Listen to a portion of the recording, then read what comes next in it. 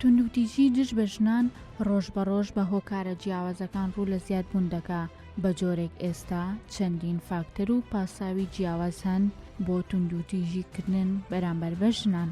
بە شێوەیەکی گشتی وەک ساڵانی تر ئامارەکان تۆمار کراون، ئەوەی کە جێی سەرنجە کێشەکانی تایبەت بە تۆڕە کۆمەڵایەتیەکان و گێچەڵی سێکسی لە ناو تۆڕە کۆمەڵایەتیەکان هەستەکەین ڕۆژ بە ڕۆژ ئەمە زیاد دەبێت و خەریکە دەبێتە دیاردا.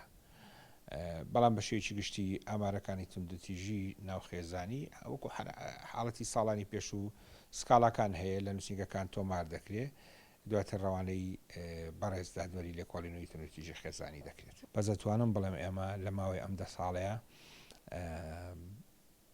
سەدان ئافرەتماندا بردن ڕزگار کردووە. ئەگەر کاری ئەم بەڕێوەبەرایەتیانە نەبایە بەهۆی ئەو بارودۆخانەی باسم کرد، ڕەنگە ئامارەکانی کوشتنی ژنان دەیان هێندەی ئەوەی ئێستا بایە.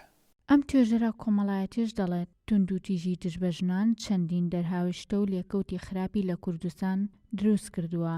دەیان خێزانی لێک هەڵوەشاندۆتەوە و لە نێویشیاندا منداڵ قوربانیە و کچان و ژنانیش یان توندوتیژیان بەرامبەر دەکرێت یان دەکوژرێن.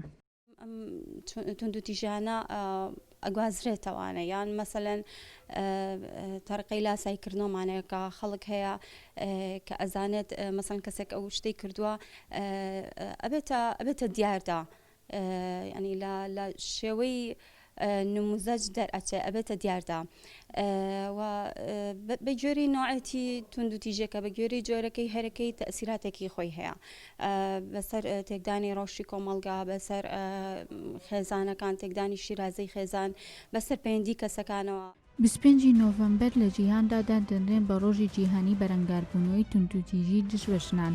بە پێی راپۆرتەکانی مافەکانی ژنانیش خراوەتە ڕوو لە هەر شوێنێک ژن هەبێت توندوتیژیش هەیە. بۆیە هەموو ڕێکخراوەکانی ژنان داوا لە پیاوان دەکەن توندوتیژی بەرامبەر بە ژنان نەکەن، چونکە مێینە یان دایکیانە یان خوشکیانە یان هاوسەریانە.